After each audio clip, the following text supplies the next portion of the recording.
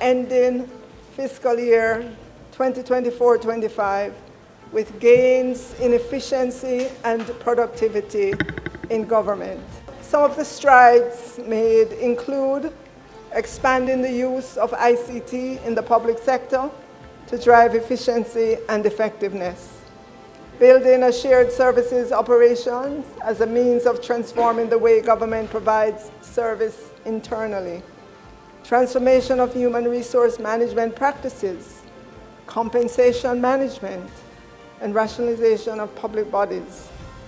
Under this program, Madam Speaker, GovNet became a reality under the efficiency pillar. There is now a dedicated broadband infrastructure for the public sector. To date, 700 entities in the Kingston metropolitan area are now directly connected to the system. At the same time, the data center at eGov Jamaica has been upgraded and its data storage capacity has been increased by 260%. The Transformation Implementation Unit, lovingly called TIU, has also partnered with 4 ministries to implement systems to improve the way they deliver key services.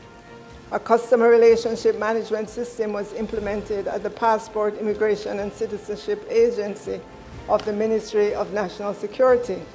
IRIFINS, a web-based fisheries licensing and registration system for fisheries and fisher farm, was implemented at the National Fisheries Authority. At the Ministry of Labour and Social Security, the Transformation Implementation Unit has supported the ministry to develop an effective and user-friendly web-based work permit system to improve the processing of work permit and CARICOM skills certificate. The Transformation Implementation Unit is particularly proud of the partnership with the Child Protection and Family Services Agency to modernize its ICT infrastructure.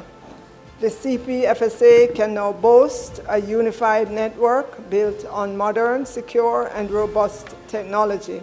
Still on the ICT front, MyHR, an integrated HR and payroll management system, is the first enterprise system successfully deployed in the public sector.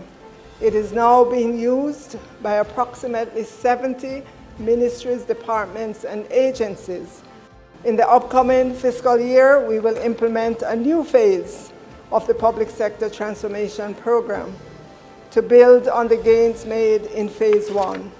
Phase 2 will focus more on digital transformation, continuing to ensure the requirements for increased productivity in the public sector are in place. We intend to make significant progress in the implementation of the pay-for-performance element of the new compensation system. We have begun the conversations with our union partners because we must continue to transform to provide the framework and tools to improve productivity in the public sector. The pay-for-performance system is a key component in incentivizing performance in the public sector. Compensation for government employees is in the budget at $495.8 billion. $1 billion to support continuation of the Jamaica National Service Corps and a compensation contingency provision of $33 billion to meet the cost of public sector wage settlement, including a provision of $3 billion to support the filling of vacant technical positions in regional health authorities. On the issue of the current round of wage negotiations, the Ministry of Finance and the Public Service has thus far received 11 claims and has commenced discussions with the unions and associations for the new contract period. We have agreed 2 key policies with the union, one for work done outside of normal working hours, and the other for the provision of uniform allowances.